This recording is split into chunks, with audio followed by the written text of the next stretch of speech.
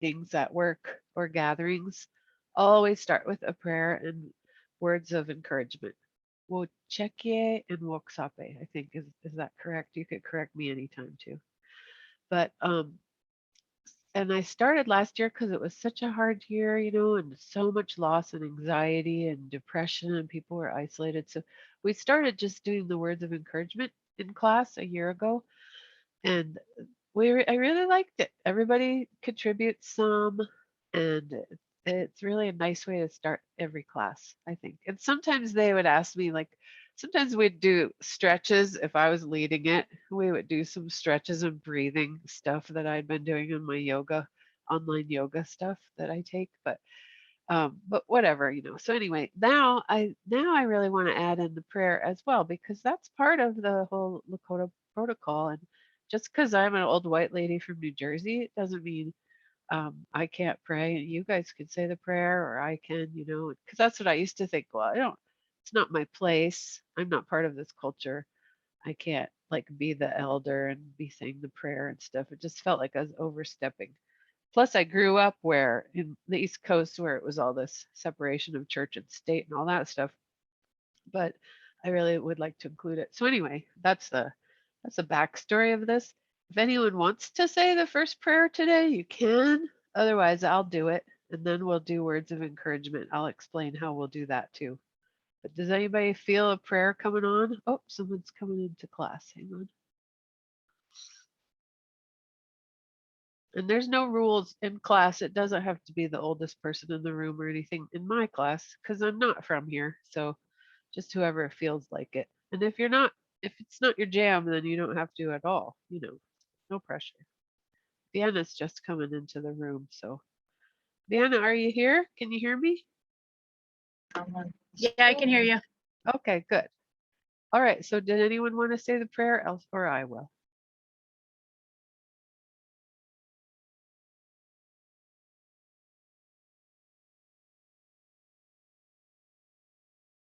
All righty. And then I'll say it.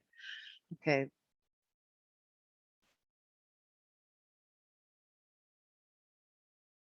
God of all things, please take care of all these students and all the students at Ogallala Lakota College and their families and loved ones and my colleagues, the instructors and staff also at the college and all of the communities on the two reservations and in Rapid City and the border towns and wherever students are zooming in from. Please watch over everyone and help them have a wonderful year, lots of happy times, strength and fortitude in going through their studies and completing their goals and taking care of their families. Please help anyone who is sad, grieving, depressed, addicted, any sick, I forgot, anyone who's sick or not feeling well. Please watch over all those people who are anyone who's afraid. Please help them have the strength to get through this semester and feel better. And also, please help us to help each other in class and encourage each other and have a really good classroom experience, even though we're online like this. Encourage each other and build each other up and help get to our goals together in a good way. Mitakias. Amen. Okay, so there's my prayer. And I won't always be the prayer sayer, don't worry. You guys could say them. You could say even when I got married the first time. When I got married, my grandpa was 85 by then, 86. So he was the family elder. My grandma had passed away 20 years prior. Like all we had was my grandpa. And so we asked him to say the prayer at my wedding ceremony, like the reception. And and he got up there. He's an old Irish guy from Springfield, Massachusetts, right? An old Irish guy. Yeah. So he gets up there for the prayer and everybody's like bowing their head and being quiet. And all he did was he said grace, like we always used to say when we were growing up. That's what he said. He said, "Bless us, O Lord, and these I gifts that we are about to receive from thy bounty through Christ our Lord. Amen." That's it. Because he's an old Catholic guy too. And so everybody was like, because they were expecting like a long, meaningful prayer. That was it. So anyway, so you could always, if you ever feel like just saying a short prayer, you could do that too. Anyway, so for words of encouragement, I'm just going to put one in the chat. If anyone wants to say some words out loud, I give extra credit for this. I don't require it. I won't call on you. You might not feel that cheerful some days or want to give words of encouragement, but I'm just going to put some in the chat for everyone. And then if you feel like it, you can too. So anybody who wants to can do words of encouragement or the prayer.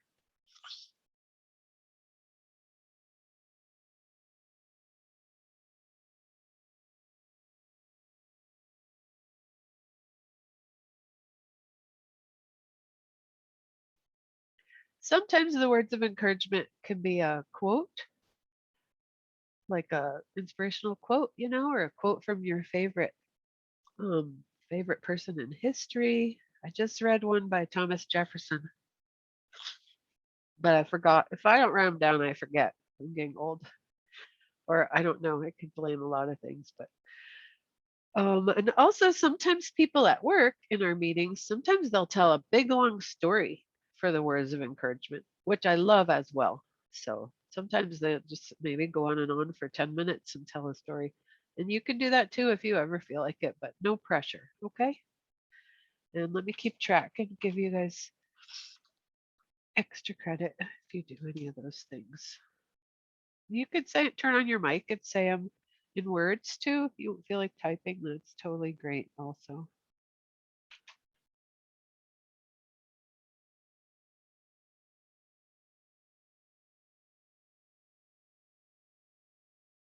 Thanks, Simone. Thank you. Great.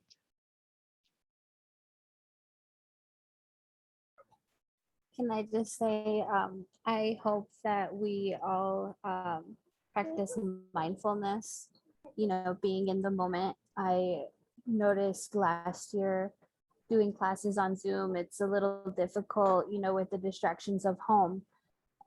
So one thing that I guess I picked up on is noticing people like having their cameras off, or they're texting, or they're doing something else. But as a future educator, I feel like everybody in this class should be aware of like the respect that goes hand in hand with mindfulness. And um, I think it's something that we should all practice, the mindfulness and being in the moment instead of worrying about next week or last week, or, things like that. Just focusing on the moment that we're in right now will help us get through the semester, whether it's difficult or easy. It will take mindfulness. So I hope that we're all able to practice that in a good way. Thank you, Lorelei. That's beautiful. Exactly true. In fact, I was in lots of required meetings last week and also busy trying to get my classes ready and advise students and do all these things at once. And that there's research now that proves that multitasking doesn't even work, and it just makes us feel like more and more fried. So that was a really good point. And Madison, I think I saw your cat climbing up the side of the wall or something. That was really interesting.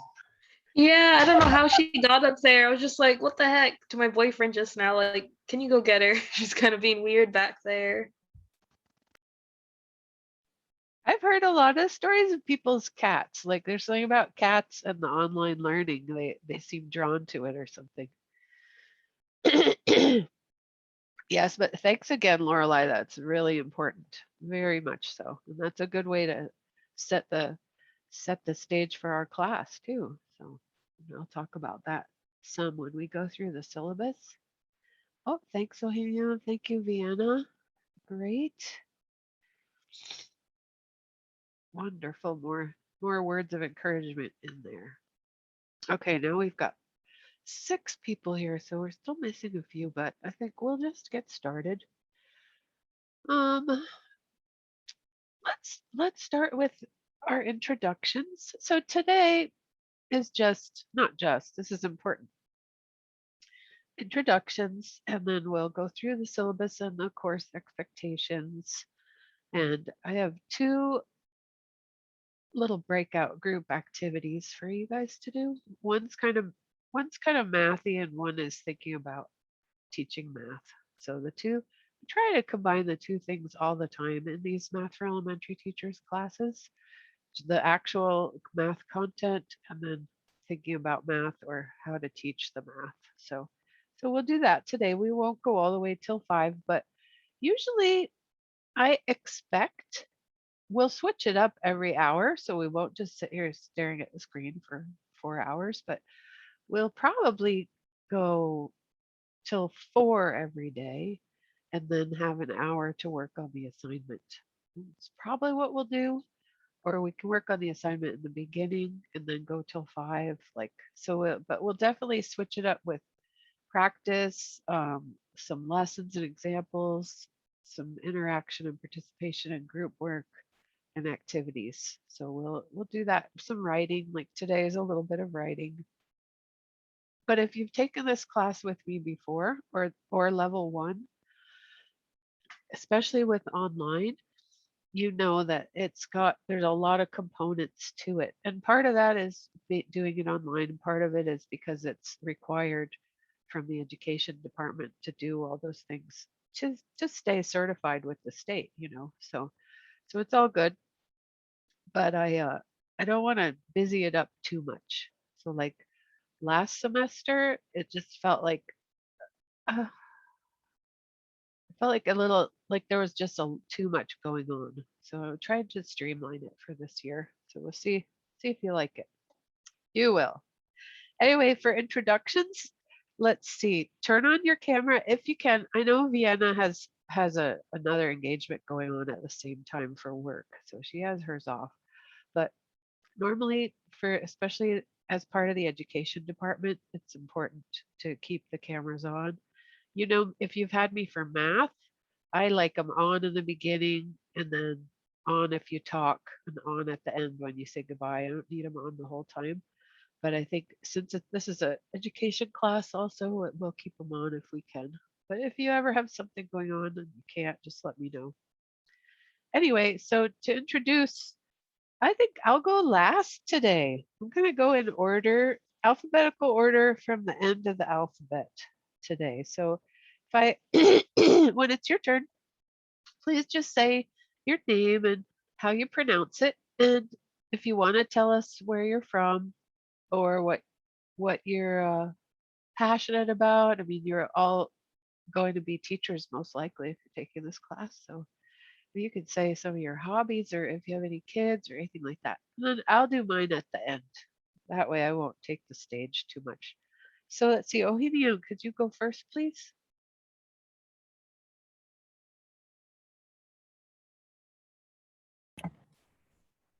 Hi, my name is Ohimia. I work at Ishnawicha, Oiwa, which is Women's School. I'm the 6th through 8th grade paraprofessional here. And I'm working on my associates and bachelor's in elementary education. Wonderful, thank you. Do you live over there near the school too? Yeah, I do. They started up already, right? No, we're on Monday, the 30th. Oh, So we're like pretty busy. yeah. And I'm at work too, so. Okay, I understand.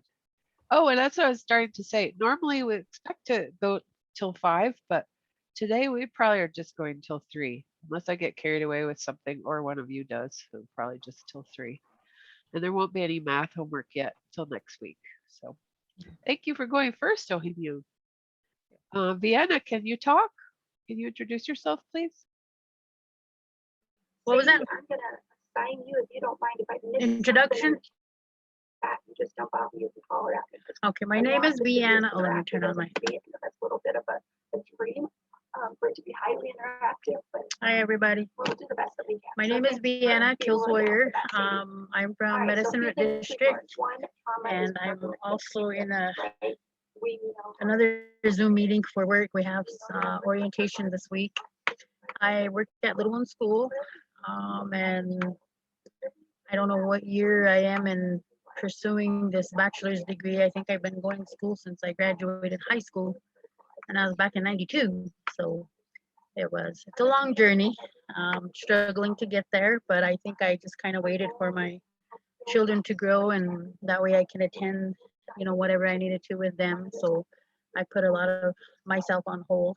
Um, but my youngest is 10 years old now, so I think I can probably try to finish. Um, and just look forward to working with you guys for the semester. Okay, thank you, Vienna. Simone, you're next, please.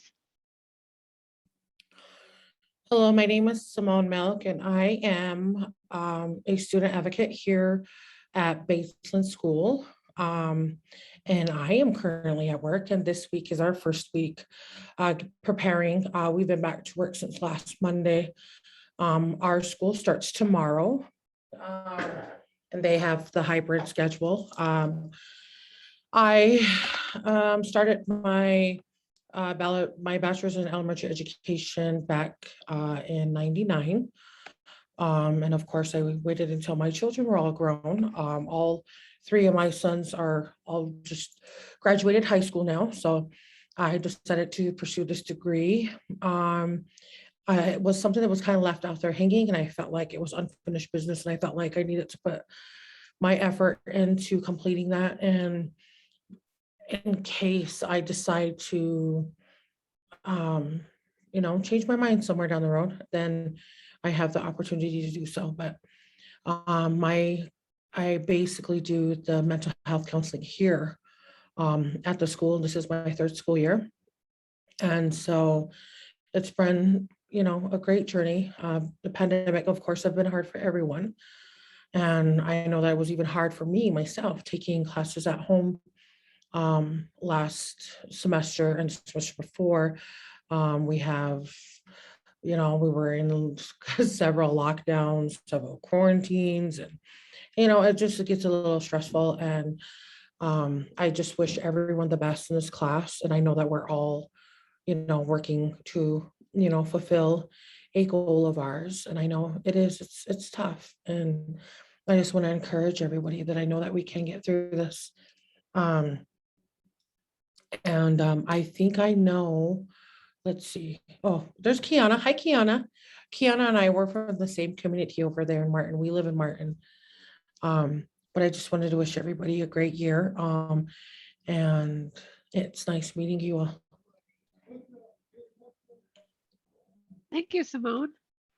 That's a nice school over there in Batesland. Oh, yes, it's very beautiful. And they added on, and they continue to keep adding on. Wow. So, yeah. Yeah, well, they're actually moving the admin office into the older part of the school, which they are renovating now. So they're going to be here in the next month or so. So it's just kind of nice. The admin will be here along with the, well, now it's not K through 8. It's we offer preschool this year. So we have preschool Wow. starting up.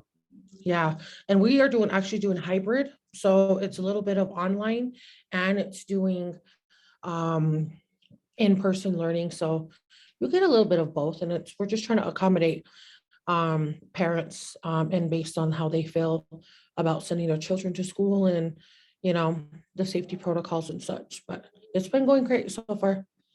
Good.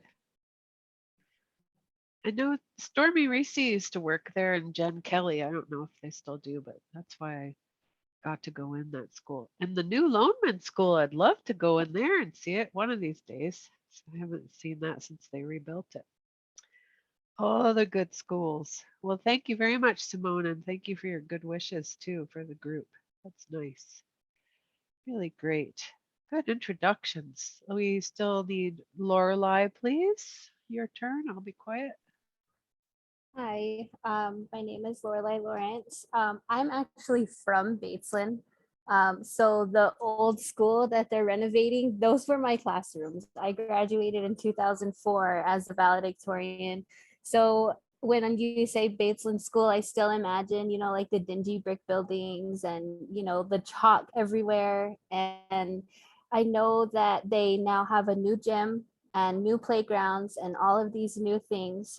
So I would love to one day actually walk in and see people, how the school is and everything, because, I went there from kindergarten to 8th grade.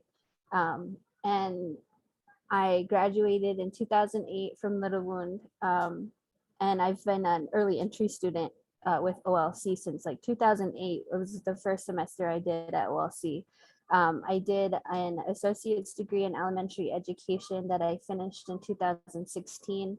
And last year, when I came back to school, because I took a break for like 3 years when I had my son, and I feel so relieved hearing all of the other ladies, like, I took time away for my kids. Like, I'm not the only one. I feel so relieved because I was trying to be hard on myself about taking the time away from school.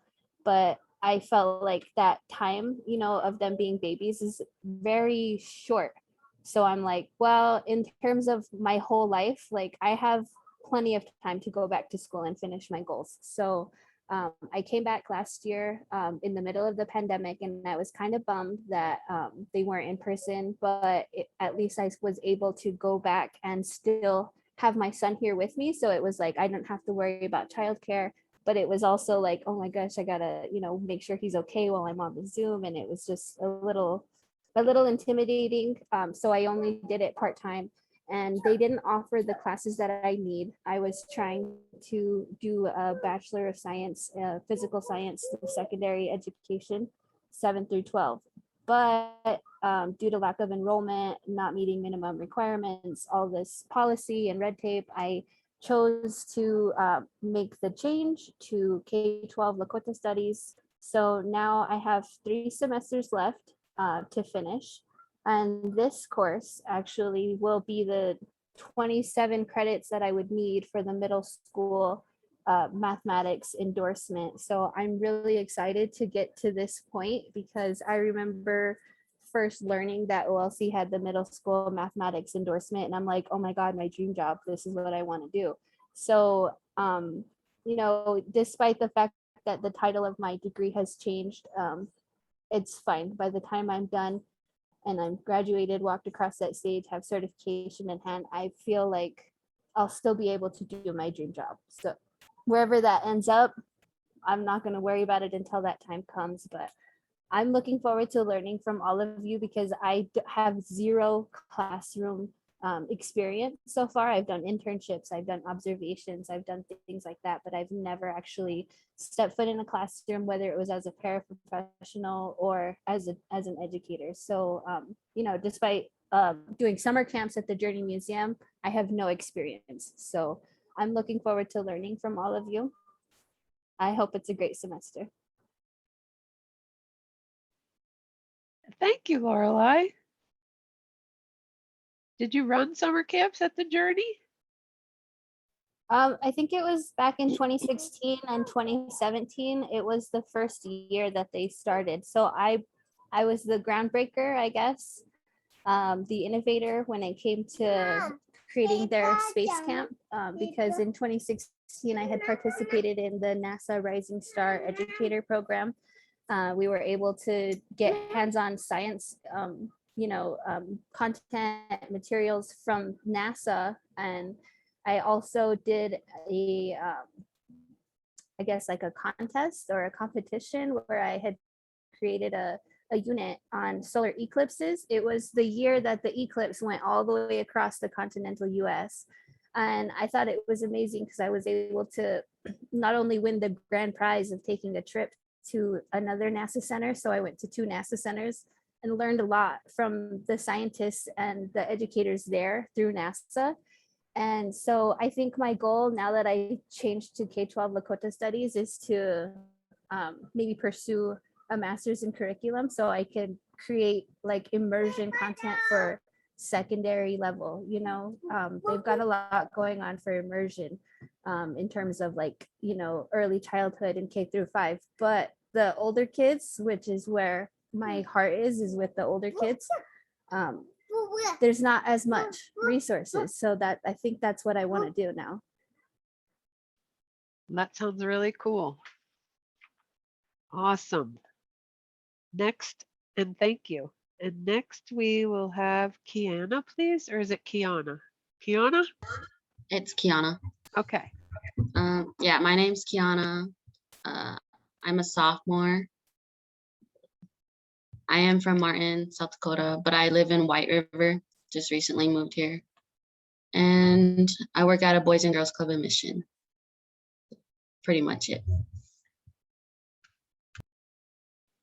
Well, thank you, Kiana. Nice to meet you. Sounds like a busy life to me. And plus, isn't Mission like, is it an hour from you or not that far? It's like 20 minutes. Oh, not bad then. Yeah. I haven't seen their Boys and Girls Club over there. That's really great. Well, thank you. Next would be Madison, please. Got to keep track of who talked. There we go. Hello, everyone. My name is Madison, but I also go by Maddie. I'm currently a junior at the moment, and I'm trying to get a major in K-8 education. And so far, like, I know without a doubt this is the career choice that I want, especially because of the classes I've had where I got to have interactions with children and such as well. And I just feel like this is really for me. Some hobbies of mine is dollhouse making, and I also like to draw. And another thing about me is, as you can see, I love cats. That's why I have a cat, and she was back there earlier messing around. And her name's Zelda, and she's 4 year old. She's 4 years old, and I love her so much. I just love cats. But she's so ornery and can be kind of mean sometimes, especially to my boyfriend. But she's just a cat. I also come from a family of 7 brothers and 2 sisters.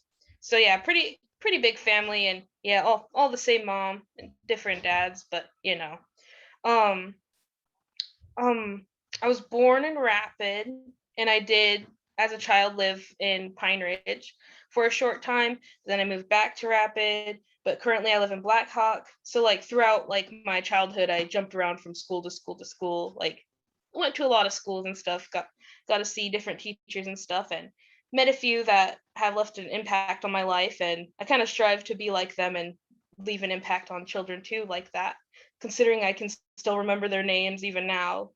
And I did keep in contact with some of them even from elementary school, which is pretty nice.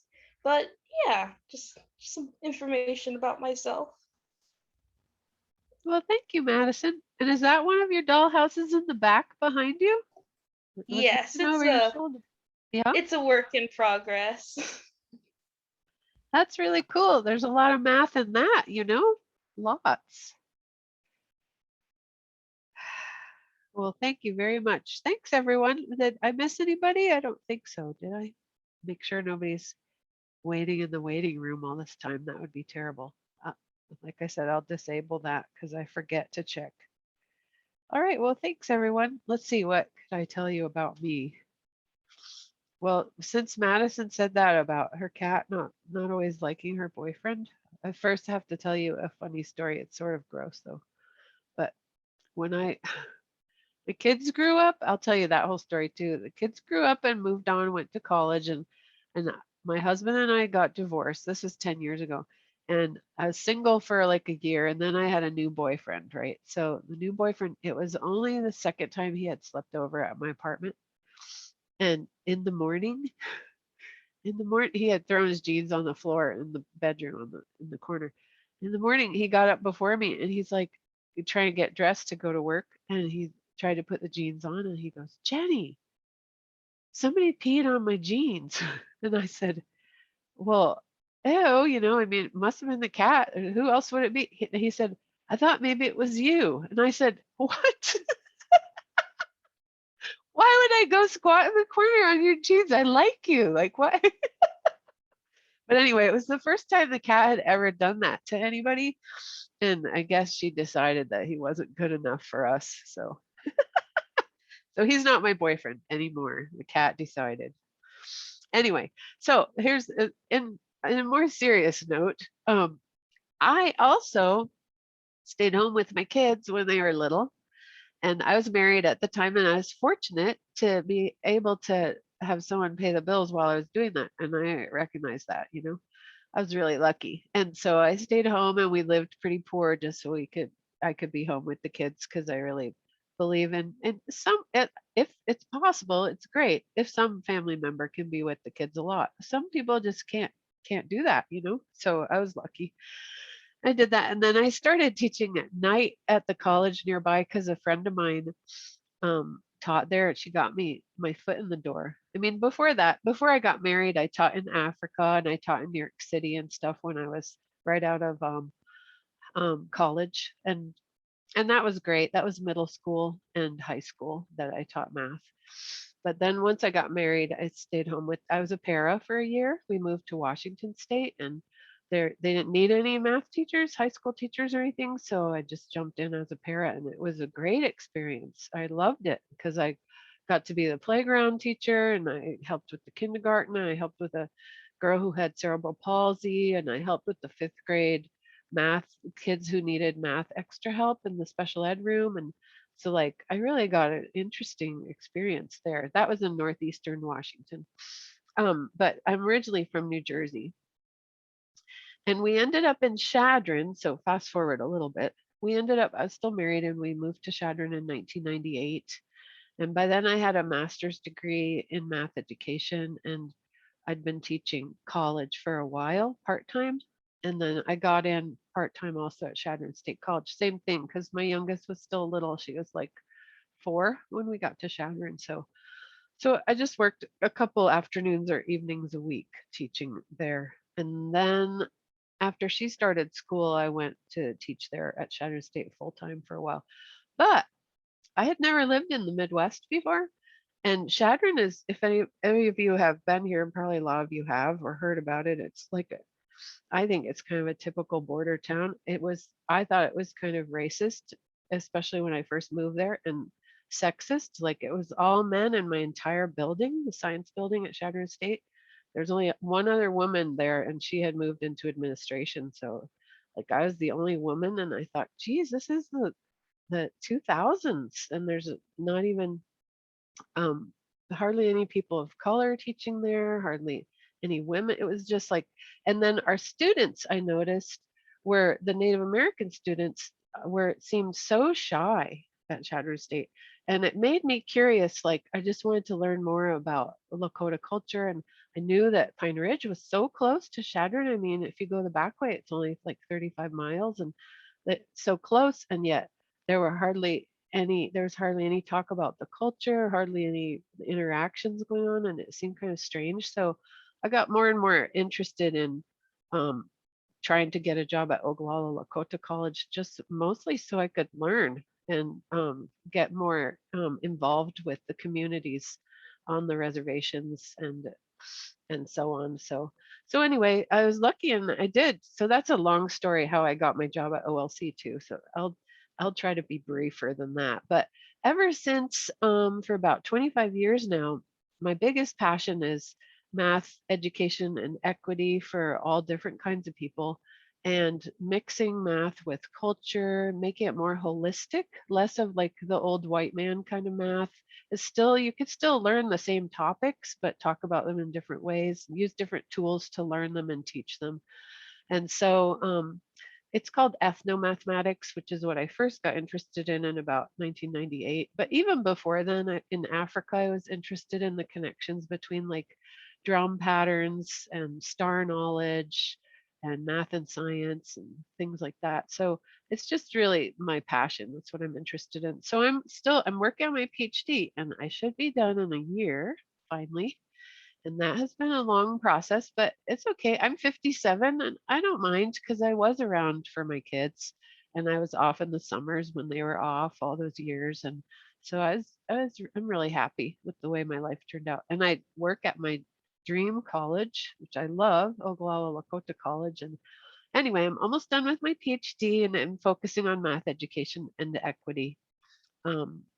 And community and different ways of learning and different ways of knowing math. So that's what I'm working on. And I'm also almost finished with my AA and Lakota studies, which I started 10 years ago. So finally I'm taking my second to last class this semester.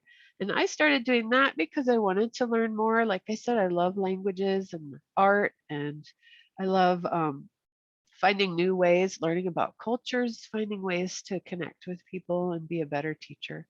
And so that's why I started taking Lakota studies classes. And then my friend, and she was also my counselor at the time, was Chris Ann at the Pine Ridge College Center. If anyone knows her, she was always like, Jenny, you should just get in a program and get a degree. Just get it. She was always encouraging me and bugging me if I dropped a class and stuff because I'm busy. We've been short staffed in math since 2016. So we were short staffed in our math faculty at the college. So I've really been busy. So anyway, that's what I would tell her. And she said, I'm not listening to it. But so I took those classes and I really loved it. And so like when Lorelai was talking about her dream job, I I think my dream job when in the PhD isn't really going to make a huge bunch of difference, but it just feels like Simone said, like unfinished business that I need to get it done and just accomplish that goal that I set a while ago, you know.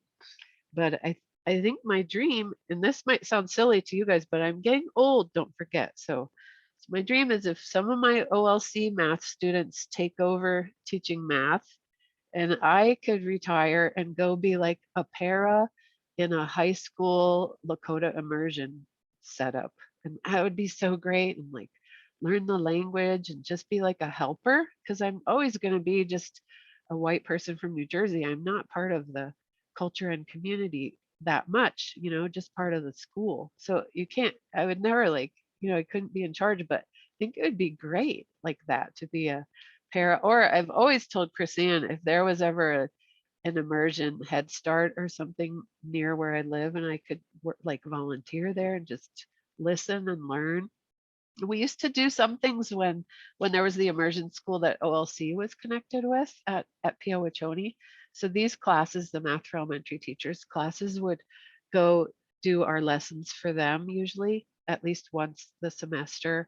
And Mary Tobacco invited me once to teach a meditation, a children's meditation there. But I said I can't do it in Lakota. I can barely even make like a couple sentences, you know. She's like, no, you can do it in English. So we used to be involved in that school. But anyway, I really think the immersion schools are amazing and wonderful things. So it's great to see them growing. And when I went to that, I attended that Zoom conference, the Alaska Education, Culturally Responsive Education Conference a couple weeks ago.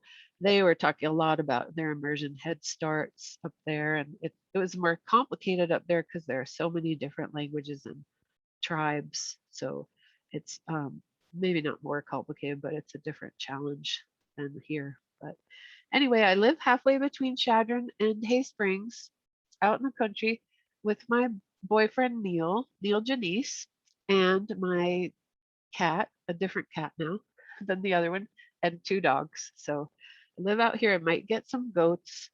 And oh, I've been going back east a lot because my parents are pretty elderly and having health issues and some problems, especially ever since COVID. They've been having some isolation, sort of depression problems too. And I've been sneaking back there whenever I can. So I just got back from there, which is why your Moodle isn't completely set up and your stuff isn't completely as set up as I normally would be the first day of class. But I'm hoping everybody will be okay with that if we just kind of start out slow. But yeah, so I just got back from there on Sunday. Oh, I have 3 kids. One lives in Seattle and he's a high school math teacher. The oldest, he's 30.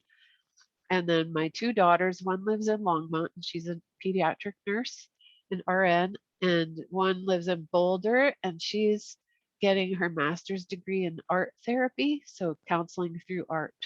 So that's what my kids are doing. And none of them have any kids yet, so I have no takojas yet. But I call my daughter's dog, I call him my grandson. So that's I have that. But and then I have a lot of friends in Chadron who have grandkids, so I get to hang out with them whenever I need to, whenever I'm really missing. Because my favorite thing, I grew up in a pretty crowded town with kids all around in the neighborhood and like that. And in Africa, same thing. There were kids everywhere. And when I lived in town in Chadron, there were just kids and old people and things going on and stuff. And I really miss that. I live out in the country and I'm lucky, but I do miss having kids, being around kids. So that's why. Thus the idea of being a para in a Head Start too. I think that would be really a dream come true. So just the old lady in the corner, help, helping people with their shapes. That's what I could do. Anyway, I I'll talk about the syllabus in a minute, but that's about enough about me. Sometimes I talk too much, so I apologize for that. But does anyone have any comments or questions before we look at the syllabus?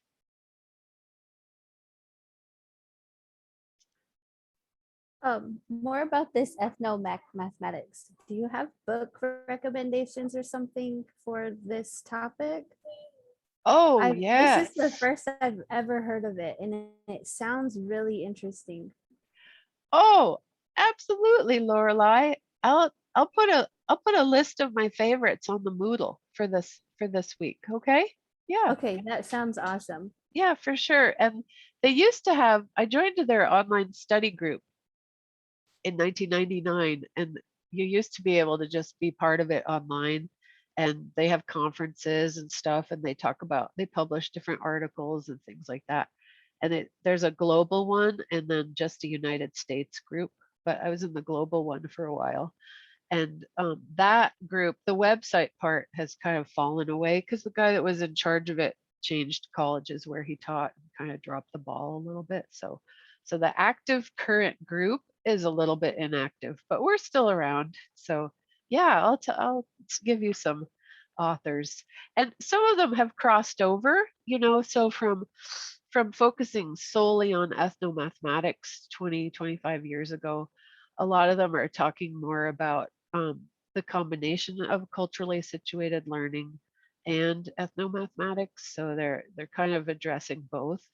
And so, oh, and I'll talk about that when we get to our syllabus, because South Dakota has the Oceti and Essential Understandings too, which are, and the Wolakota project. So South Dakota actually has some stuff going on, which even though, like, oh, I won't say about the governor, but South Dakota has a certain reputation, like the leadership there, but they're doing some good things in education. So we'll talk about that too. So it's a pretty cool. Yeah, thanks, Lorelei. Let me make a note to put that up this afternoon.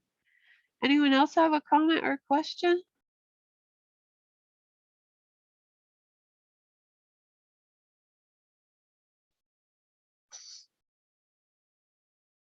Like one of my favorite guys. Oh, and there's activities. I'll put up the link for the activities too, online activities. Like one of my favorite examples of ethnomathematics that they first told me, I didn't think this up myself, was that the way that the houses are positioned in a village in Africa, for example. In a certain village in Africa, the way that they set the houses up was in like um, really strict circular and different circles, like nested circles, the way they did it. Sort of similar to how Lakota villages were set up, summer villages, or things like that, summer camps. Or the strict rules about how to set up a teepee. Like people use the teepee example a lot with ethnomathematics, but like one of the other examples that I really liked when I first was learning about it was cornrows, like African cornrows, braids in their hair and the different designs in those, and tattoos, and that those are very mathematical and geometric symmetries are involved, and they're not geometry on a flat surface, it's on a curved surface, which is more complicated.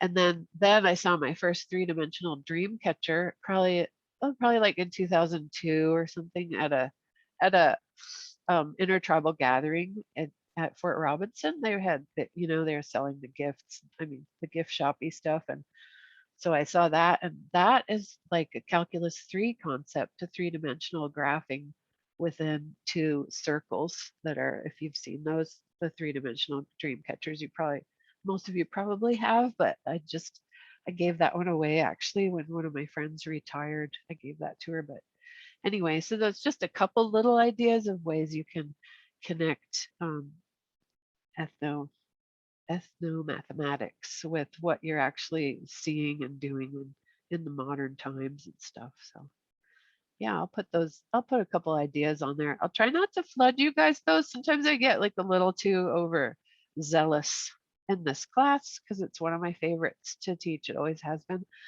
And I'll sometimes give you too many resources and too much links. I don't want to flood you either. So I'll try to be careful. I started teaching math for elementary teachers in 2001 at Chadron State. And then since then, I've taught it there and in South Carolina at the University of South Carolina and then here. So, but it's pretty much the same curriculum wherever you go, which is kind of cool. Anyway, let's look at the syllabus and then we'll take a little break and then we'll do our breakout activities, okay?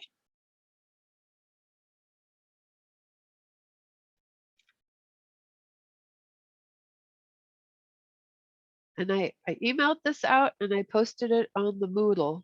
So if anybody, this is the last page of it. I have a quick question, Jenny. Yeah, sure. The math book that was posted for purchase, is that the same math book that Grady Branch had used last semester? Yes, if you took the level 1. Yes. Yep, it's the same book. And I don't know if you have the MyLab access, if you got it for the whole year or not. That's the only thing. But yeah, actually it could. We might just do homework from the book and not use the MyLab because it's different. It's such a small class. This is what it looks like. Do you have this one? Yes. It was like the loose leaf edition or whatever. Oh So yeah. which Mhm. chapters are we going to be utilizing in here? 10 to the end. We 10 start to at the end? Okay. Yep. Okay. I was just double checking so that way I can pull and then change out his binders and put your stuff in there. Excellent. All right. Right. Thank you. Good question. You guys can see the syllabus on the screen right now, okay? Okay, I've always thought it was boring if someone just read the entire syllabus out loud in class the first day, so I don't usually do that. But I kind of skim it. I'll skim through and try to highlight things and stop me if you have questions, okay? And then I promise we'll have a break, stretch our legs after this. So anyway, we're officially a Lake Creek College Center class. That's why it has LC on your registration and your Genzibar. You'll see that. So so Keely's the boss of us. Sometimes she pops into the Lake Creek classes too, which I love because I really like Keely. So this is our Zoom link. I have a Zoom room if we have meetings. My cell phone and email are here. I try to put my cell phone on all my emails too, so you don't lose it. If you ever need to contact me, you always can. The math, if you took math 1 already, then you know what I mean when I say the math isn't that hard. It's not hard math, but it's sort of, sometimes they have you think about it in different challenging ways because it is a college class, of course. So we can't just be doing first grade math and call it good, but we combine like the concepts with how to teach them and how we want to encourage students to think, or how we can learn to think, approach it in different ways so that we can really teach all of our students, no matter what kind of strengths they have, you know. So anyway, there's our access code for the MyLab, but I'm not going to really even talk about that till next week because, like I said, I created the class, but I didn't populate it with assignments and stuff yet. I'm not really sure how much I want to do the online math in there or have you do the actual problems from the book. So we'll talk about that. I'll go with what you guys want to do, you gals want to do. So as far as the assignments go, but if you ordered the text just recently through Academos, then you would probably have gotten the text with the internet code, with the little cardboard square with the course code. So that's that, then you would be using the e-text. So I'm not sure if everybody has the e-text or the hardcover book or a mixture, but I'm here to explain how to access the text, whatever you've got. Then I have supplementary readings. these are links on the actual syllabus. It should be. I'm not going to click them because I'm screen sharing, but there's the Oceti Shakowani Essential Understandings, which are great and really, really relating to the Oceti Shakowani culture and cult groups. So those are wonderful. We'll look at those in class, and if you have seen them already or not, either way it's fine. We'll just go through them. Some of them speak to mathematics a little bit. A lot of them are more about history, culture, and ways of knowing, ways of interacting with people, which are they're beautiful. So we definitely can talk about those. The South Dakota Mathematics Content Standards, I have the link here, so you can look at that anytime. And like I said, we'll talk about them in class, so you don't have to like read ahead, but you can look at them if you're interested or if you haven't seen them in a while. And then the Wolakota project is a work in progress. And every time I look at it, I see that different people have uploaded new ideas for teaching mathematics through a cultural lens is the idea. So again, I'm an outsider, so I can't ever tell people how to do that. That would be terrible because that would be as colonial as the original schools were, you know. But I love the idea of it, and I love to encourage people to think that way when they're teaching. So, and our education department does too. So it's great, you know. And so, for example, I just recently saw a whole thing on how to use traditional hand games to teach different probability concepts. And so that's pretty cool.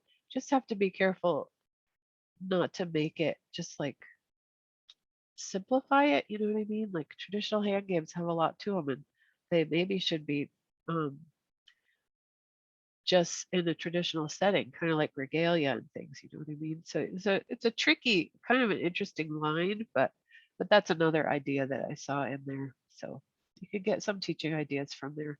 There's not a ton again with math in there, but a little bit. Then supplemental materials I listed here, but if you don't have all those things, you just really need the Wi-Fi and your device, right now to start with. So a device and the Wi-Fi and other things will come along. And I might be able to send people some of those supplies like a protractor. I don't even have on that list. But last semester I sent everybody a protractor and a compass if they didn't have one because we were measuring angles and making circles and stuff. Anyway, here's the prerequisite, the teacher preparation, vision statement, and mission statement, course description. I'll jump to the course description. We start with geometry, and then we go into three-dimensional geometry, and then data and chance, which is like statistics and probability. We do that. So like gambling, all the math and gambling is another fun thing to talk about. But then problem solving a little bit we talk about, and culturally situated mathematics and direct connections between standards and course content. And like I said earlier, I also do like a praxis moment, unless I forget, but I should give a puzzle every class, like a critical thinking puzzle just for extra credit for fun. And then we do a praxis problem just to talk about how they word it, get used to that, the setup of those tests, just the math content. The course goal is an in-depth exploration of 2- and 3-dimensional Euclidean and non-Euclidean geometry, quantitative reasoning, measurement, probability, statistics, problem solving, and professional expectations. And we'll have fun. We will. And hopefully, whether you like math or not, nobody said that today in their introduction. Usually people tell everyone if they like math or not for some reason. You don't have to tell us. But whether you like it or not, and if you've heard me say this before, I apologize for being repetitive, but if you're going to teach the Wakanya, right? Isn't that the children? You can teach the little ones, or the middle school ones, or the high school ones, or whatever. Even if I'm teaching elders, I need to convince them that it's a fun thing to be learning, or help them find interesting reasons to be learning it. Because if I'm teaching something that I hate, it's not going to go well, you know? So like basketball, this shocks everyone. I'm tall, like terrible at basketball, and I don't like it at all. And so like if I had to teach someone basketball, I would have to really think about it ahead of time, like how to pretend that I'm enjoying it and how to make it seem fun and be enthused. I would have to actually convince myself that I liked it, I think, if I was going to teach it. So I think that's important. And I'll talk about that too, the math mindset, the growth mindset, things like that. But that's an important thing in this class. And a lot of people get to this class and they, at least in the past, they put it off in the past. Not here. It was at Chadron State that I'm thinking of. They're scared of it. They didn't take it till the very end, and they hated math. They just want to get through it. And they said, I don't even need to know math because I'm only going to teach first graders. And they'd say things like that. And I'd say, well, I mean, like, what if you move to a town and they only have a position open for third grade or fifth grade, and they'll take you, you know, if you're willing. Like then you want to be ready, you know, or you just want to help get the enthusiasm across to the children, because we want them to we want children to explore math fields if that's what they want, you know. We want them to have those options. Like one of you said, I think it was Simone said, you want to have those options down the road. So we want to give that to our children, not limit them. Like 30 years ago, a Barbie came out, a talking Barbie that said, I hate math. And we math nerds went nuts about that. But it used to be like a common thing to just say. People would always be like, oh, I hate math, or oh. But that, if we say that a lot in front of children, just like if any kind of habits that we have, um, the children will follow suit, you know? So anyway.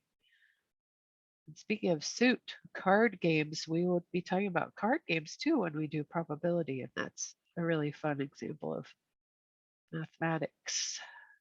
So that's the course goal and rationale. These are all the different standards that the education department works with at OLC, which I had never heard it fully explained until I attended their session last week on Thursday. So that was good for me to hear them explain it all, because I'm just usually in the math corner, you know. And then these are the education department goals. And you have this, so you can look at it in more detail anytime. But all they're trying to explain is how the outcomes in this class reflect the standards and how they'll be assessed. So that is why, if you've taken these classes before, there's only two of them, or the math methods is probably this way too. They have a lot of different ways of assessing knowledge. So it looks like it's going to be a big lot of busy work, but it will keep you busy. But I think it's really productive, and it's really important to not just be assessing people with a high stakes paper and pencil test after 15 weeks of learning. Like that is not the way to do it. Almost everybody is on board with that these days in the education world. So this helps you demonstrate your learning in lots of ways. So like today we'll start with learning log 1. You do some writing, reflection.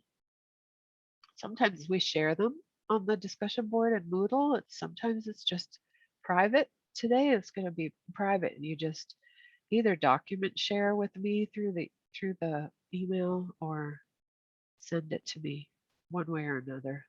So I'll talk about that after our break. But so these are all the different things that you see on the grading. How I teach, I already explained a little bit. Examples, practice, discussion, activity, get up and do something, write a couple things down, show our work, do it again, breakout group maybe, group work, outside work. We'll build some things, little things out of cardboard and paper. Super fun. And try to think about things in lots of different ways. Co-curricular activities are listed here. So the praxis sessions, the candidates can go to family student events. So those will be starting back. I have online here because this is from last semester, but probably be starting up again like regular since the schools are. Let's hope. Let's hope it all goes great. It's one of the things I pray about all the time with children. So, and then Lakota perspective, like I said, I'm not from here. I'm from New Jersey. Grew up in New Jersey, went to school in Massachusetts, then grad school in New York City. And so I'm not native to here. I'm learning as much as I can, but I'm never going to know it all about Lakota culture, language, and ways. So I hope that I respectfully ask all of you to contribute as much as you can. And we mostly will have our learning environment within the Lakota values, which I really love and think that they're a great way to learn together. So I have some of them listed here. Probably my spelling is messed up in these different places, but one time Charlie White Buffalo looked at one of these sentences and he's like, one of the language teachers, and he said, that doesn't even make any sense. I was like, well, I didn't make it up. I just got it robbed it from the education department. I should know what it says though. Anyway, I try. All right, course requirements and suggestions for success. And again, about me trying, if anything is ever disrespectful or you think it's wrong or think I was out of line or you think I need to learn more about things, please, I'd love to. And you can always tell me stuff that's never going to affect your grade. I just grade on the points. I'm kind of OCD that way. Just go by the points and the extra credit, you know. But the way that I say I'm going to grade is how I do it. Homework, like I was saying, we're going to discuss how to do the homework next week. We're going to see what we think. Assessment is tests and quizzes, mini lessons, technology share, learning logs, article reviews. And this here is the ultimate goal is this much evaluation. I don't always get all that done. Like last semester, we didn't do too many lessons. We just did one. And I think we just did one article review too. And we never got to the geometry and art demonstration. So this year I'm teaching a little bit differently. So we will have time for some of those cool things. But I'll explain. The midterm is the first 4 chapters that we cover, and the final is the last 3. So it's not all combined. And watch that the final exam is 40 points out of 470. So look at all the different ways you can earn your points. That's really important to have diversity in evaluation and forms of evaluation. This grading on Lakota values, that's required by the ed department. I don't really like that since I'm not from here, like I said. But so what I try to just do is they even have a rubric on it, but they have rubrics for everything, which is great.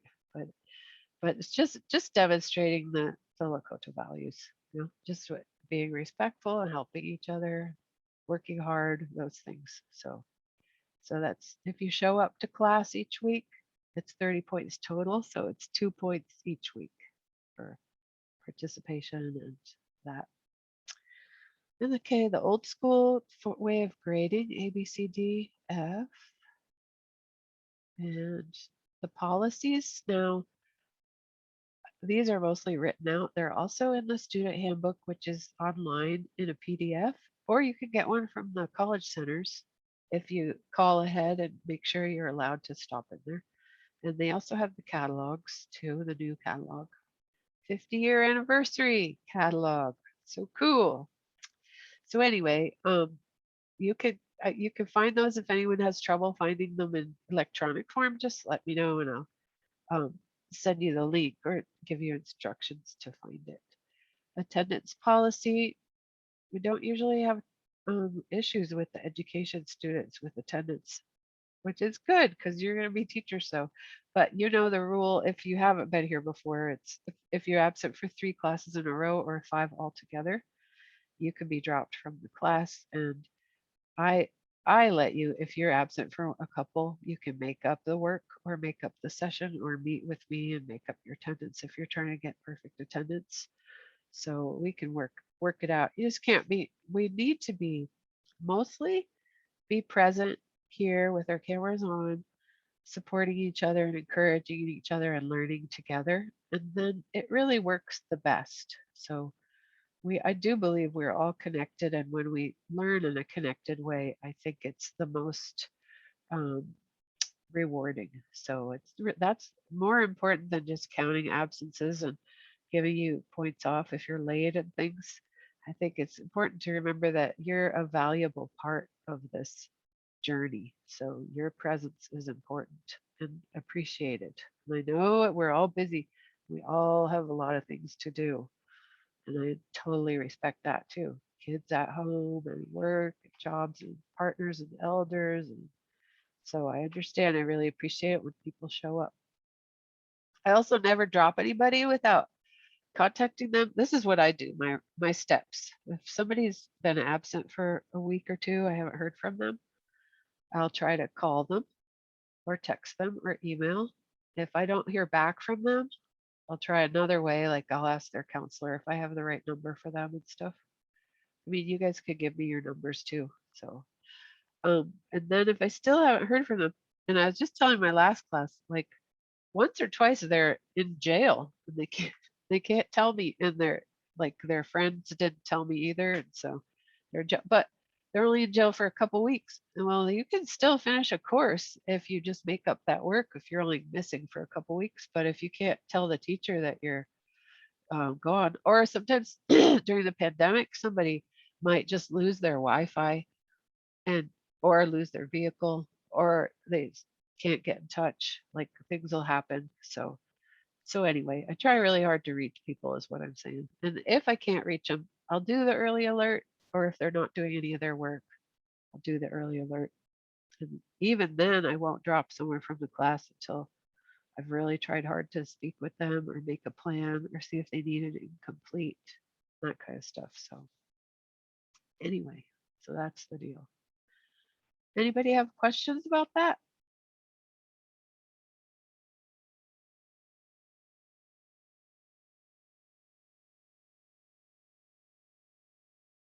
I'm almost done, promise, with this part. Oh, the tardiness, I keep track of who's here on time, who's here early. I keep track of who left early because I could see the Zoom report, how long people spent in class. I definitely keep track. I don't usually dock you or anything, but I'll talk to you if you're leaving early or late all the time. Academic integrity is about, cheating and plagiarism. And in these classes, when we're doing everything online, I can't watch you. I can't tell if you're looking up every answer on some app or something. Like, I just can't tell. So I just have to trust you that you're here to learn, and you want to learn as much as you can.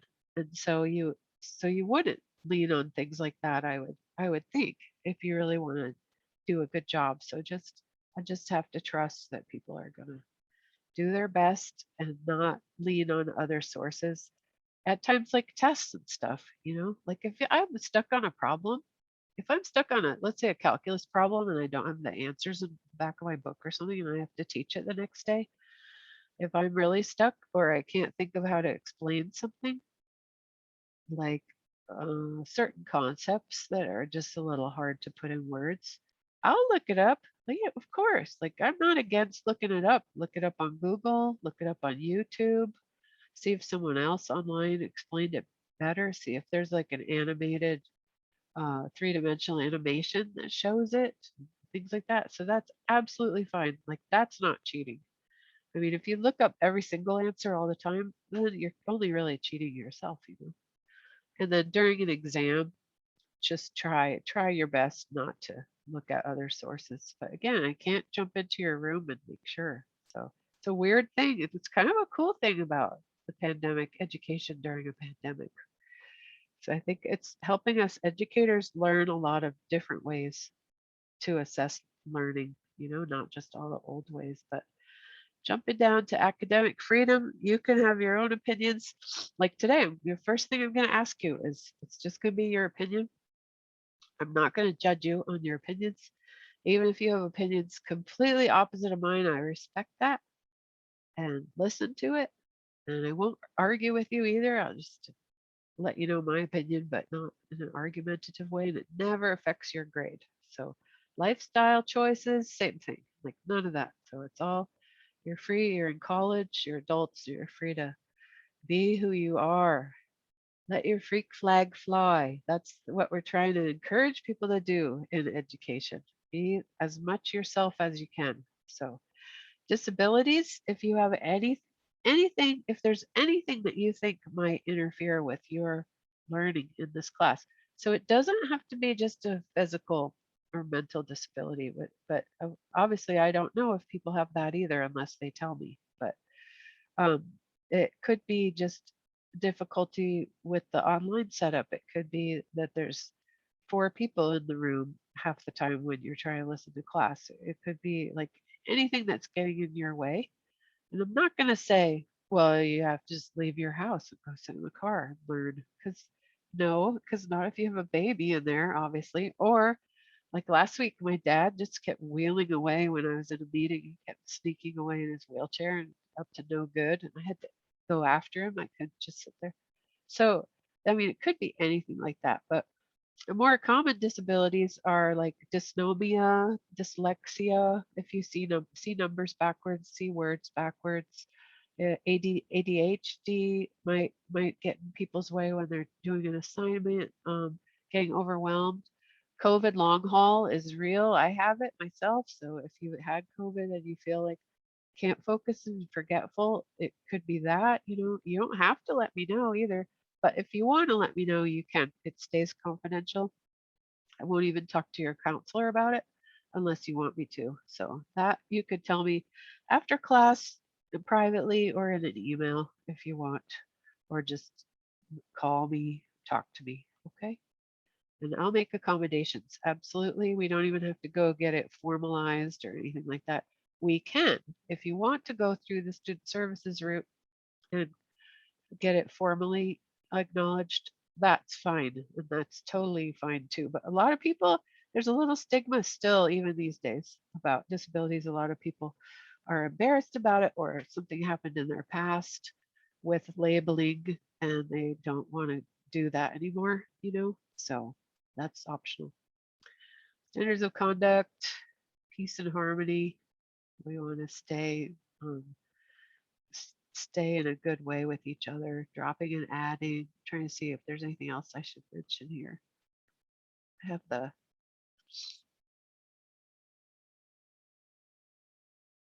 doesn't want to go, there it goes. Early alerts, I already mentioned. This is the praxis test requirement. In case you don't know, but you probably do, you have to pass the content knowledge exam before you can get into the teacher prep program in this department. And then the PLT is like learning theory. That one is for admittance into student teaching. So it's pretty strict order of achieving things. So I asked earlier if you could let me know if you have taken it or you haven't, or if you've taken part of those.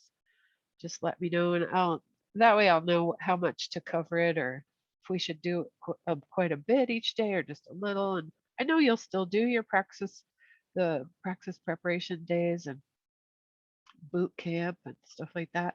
Oh, someone asked me, what if you don't pass this class? Do you keep retaking it?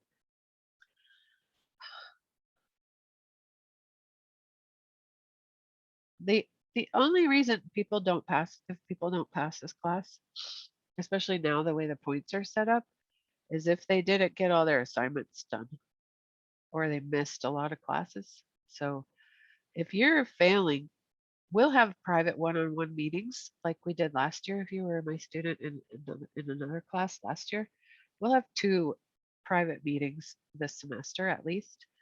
And during those meetings, we'll talk about that. Like if somebody in the first meeting is after about 5 or 6 weeks, someone's already struggling, we'll talk about it. Or towards the end, if someone's struggling, we'll talk about that too. And you don't have to just get an F, you can apply for an incomplete and turn in the assignments like within the year. But some people just get them all done as soon as they have some time off. So So I'd prefer if people get incompletes instead of F's and D's. So we'll shoot for that. If anyone's in the danger zone, I'll talk to you, or you can talk to me. And never be embarrassed either, because I forgot to mention that to this class. But I think one of the reasons why I'm a teacher is because when I was growing up, you might not believe this because I just can't seem to shut up now that I'm old, but when I was growing up, I was super shy. I was really nerdy, kind of book smart, and really shy. And so in school, I never asked questions. I'd never ever ask questions. I'd just sit there, and if I didn't know it, I'd go home and try to figure it out myself, which was silly of me. And then in college, expensive college with all these scholarships I had, that college was, those teachers were getting, professors were getting paid really well.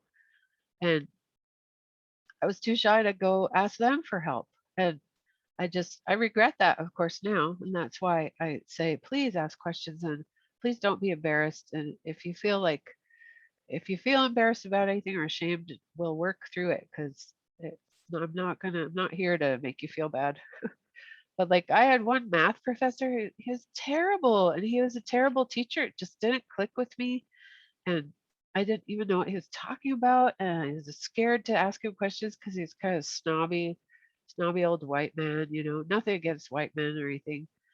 Like my father's an old white man, right? So it was, that's, I didn't mean to say that kind of racist thing, but he was kind of just snobby and I never went and asked him and I ended up with a D and I was so ashamed. And as the semester went on, I was more and more ashamed. So I'd skip more and more classes and had a bad attitude. If I was there, I'd just sit there and like doodle or write notes to my boyfriend or something. And it was terrible. So I ended up with a D and I still kick myself about that because I just, I should have gone to his office and insisted, like, keep at it, keep asking him, like, explain it to me another way or help me understand it another way. And, like that. So anyway, because of that, maybe a lot of little situations that I went through like that, I really have to emphasize that I'm here to help you learn. You do your part, of course, you do your part, and I do work as hard as I can, night and day, anytime you need me to help you get through the content, help you understand the concepts or the assignments or anything like that. So that's what that's what I'm here for. And I make a good living doing that. I'm not paid this well to just um sit around in my lawn chair in the yard. So I'm here. I work really hard to try to help everyone learn in whatever way they need. So or help you connect with someone who could help you if I can't, because there are times when you might feel like I'm like that old guy I was just telling you about. Like I'm not making any sense. Sounds like I'm talking Greek or something, and you need to hear it from someone who can explain it another way. Speaking of which, if you ever have questions, like I said, ask them because probably someone else has them too.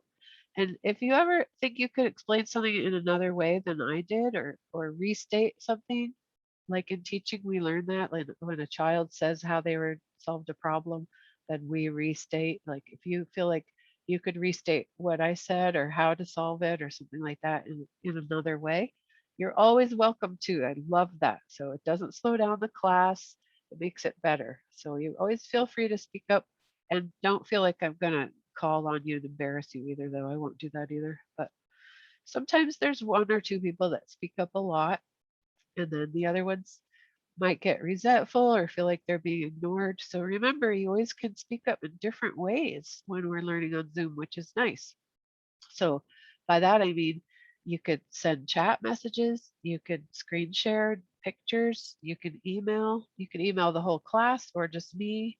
You can, as long as you never rude or not like asking someone for a date or something, but polite, professional. But you're welcome to use that chat as however you want. You can set up study groups. Sometimes students do that, set up little study groups together, or all the different ways that you can participate are available to you. So the sky's the limit. So it's one of the nice things about learning online this year that we have different options than the usual. And it doesn't bug me if someone asks a lot of questions. So I don't think it slows the class down, and it just seems like we could balance it just fine. So it's not a problem. If someone has all the answers all the time, well, then I'll ask people, like, I'll say, wait, I'm going to call on people today and just give everyone a chance to answer. But again, if I call on you and you don't know, or you had been paying attention or whatever, then that's okay too. Like, you're not going to get punished. I had this one class in grad school, he would fill up. It was so boring. It was after teaching a whole day of ninth grade in the South Bronx in New York. So I'd be tired sitting there. And plus, I was falling in love. So I was in love, tired, sitting there trying to learn mathematical logic. And he had an accent, like, I forget, like an Eastern European accent, the professor did. And he had just like drone on and write on all the chalkboards all around the entire room. He'd fill all the boards up with stuff. And sometimes I'd space out like 2 boards in, and then I'd be like, like 5 minutes later, totally lost track of what he was doing. Like, and again, still shy like I am, I rarely would ask him to back up and restate it all, because he'd just make a big sigh. I sometimes would, though. I was better by then. I was older. So he'd make a big sigh and be like, really? Yes, sorry, I spaced out. And then he'd go back. But I never told him my life situation. That in that culture back then, nobody would like share those kind of things, especially women.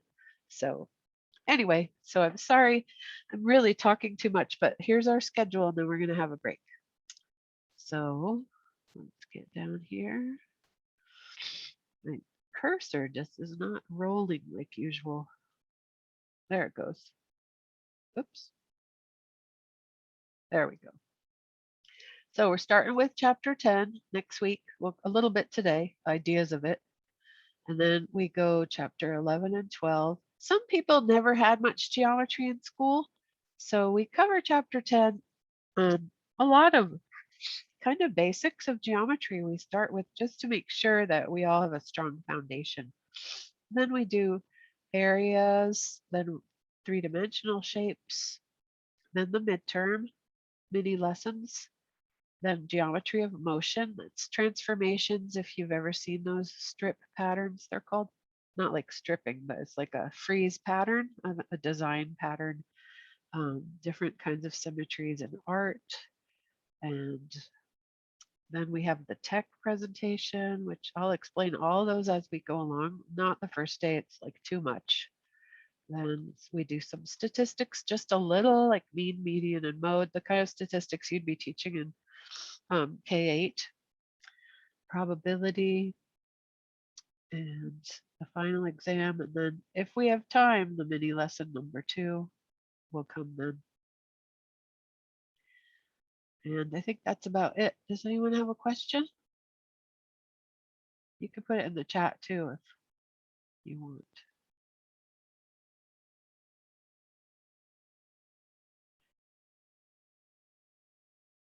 I forget what year I stuck this little signature thing on here.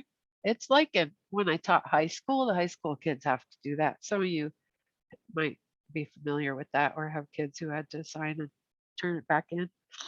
But I know right now, the way it is with online technology and stuff, just depends on the person. Like, you might have a tablet that you could just sign on and send me the image. Or if you need to print it, but you don't have a printer, or like I'm always running out of ink, I'm not really worried about this, is all I'm saying. I mean, you still can do it, send it to me if you want, but I don't have to give it to the ed office or anything. I just keep them. Then I shine it in the camera every now and then. No, I'm just kidding. See, you agreed. No, I won't do that, but that's what that's about anyway. And then as far as manners for online learning, everybody's probably just fine. You're already doing great. So cameras on, mics off unless you're speaking. If you're in a group, when you go to the breakout group after the break, camera and mic on, please, so that you can interact. So you really are interacting, not just sitting there waiting for time's up. So what else? At the very end, I like to have everybody check out kind of, or wave goodbye, or give a best wishes or something. And I guess that's about it for now. Let's take, it's 2:33, so let's come back at 2:40, and then we'll do our 2 activity things that I planned for today. Okay.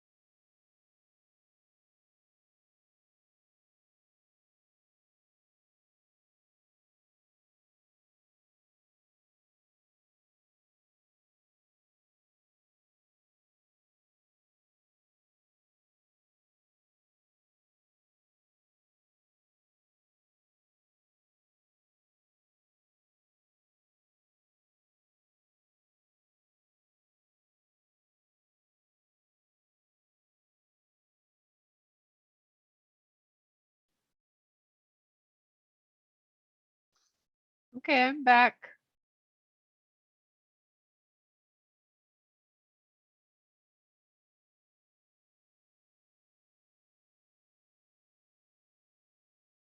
If you're back, turn your camera on or give me a signal. I'm gonna find another silly reaction emoji in here. Holy cow, there's a lot. There, fireworks. The Hay Springs, Nebraska is, I taught there a long time ago at the high school for 1 year. When I was new here, I really talk about culture shock. That was culture shock for me coming from the East Coast. But anyway, they have the Friendly Festival this weekend. So if you live near Hay Springs, you could stay outside and socially distance to everyone and just come for the fireworks, which are free late, like at 10:30 at night. That's what we do. Sometimes we go for the meal, but I won't this year because there's a lot of those kind of no masker type of Nebraskans. And again, talk about everybody has their own opinion about things like that. I'm not going to spout off, but it's just saying it's this weekend coming up. So what we're going to do is that's why I put that firework up there next to my face. And then I was like, or whatever it is, a Christmas ornament. Made me think of the Friendly Festival. Anyway, what was I saying? Oh, we're going to do, first thing, we're going to do 2 different group activities that are brief. And I'll mix you up with different people each time if I'm smart enough. So these are going to be short because I got some really good methods when I attended that Alaska conference for 3 days, because they put us in a lot of groups and kept it interactive and kept us on task and discussing with strangers and stuff, which I get shy still, I guess, at times like that. So I thought this would be great. This is what we're gonna do, and I'll put it in the I'm just gonna put it in the chat, the prompt to talk about with your group, and then I'll broadcast it to the groups also as well. But this is going to be your first learning log for your writing assignment eventually, but I just want you to think and talk about it first. So just discuss, brainstorm. What math?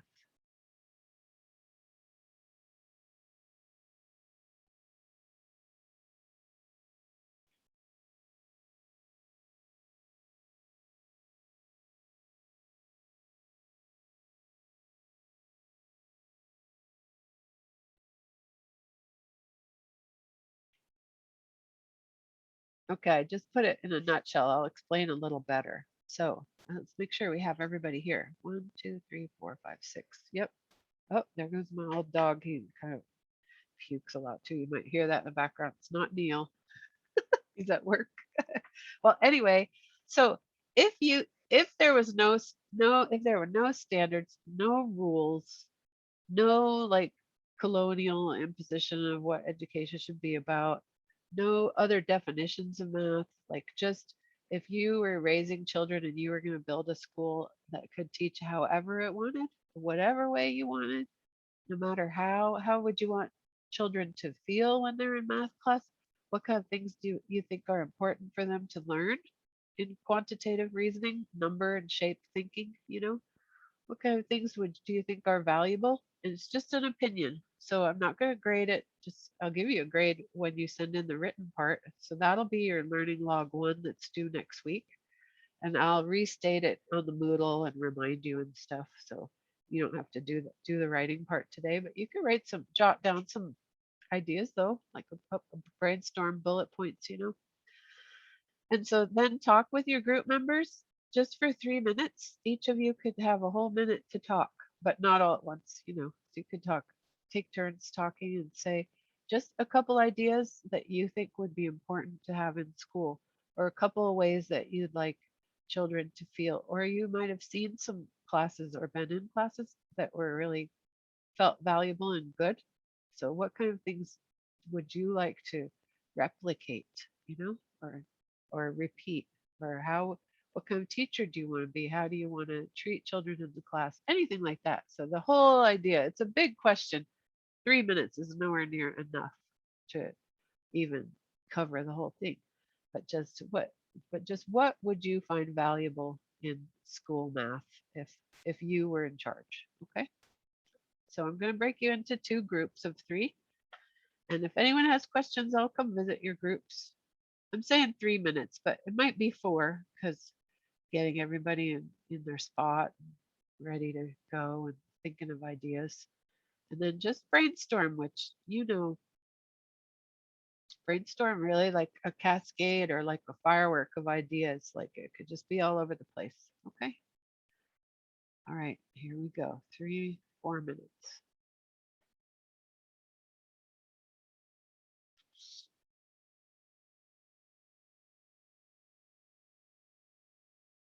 Hold on, I have to fix it because we have 2 Madisons. 1, 2, 3 in that room. And there we go. Madison, if you didn't get into the room with the other one device, you're in it with the other. If you know what I mean by that. Okay, there you go. Jump into your rooms now, please, and discuss.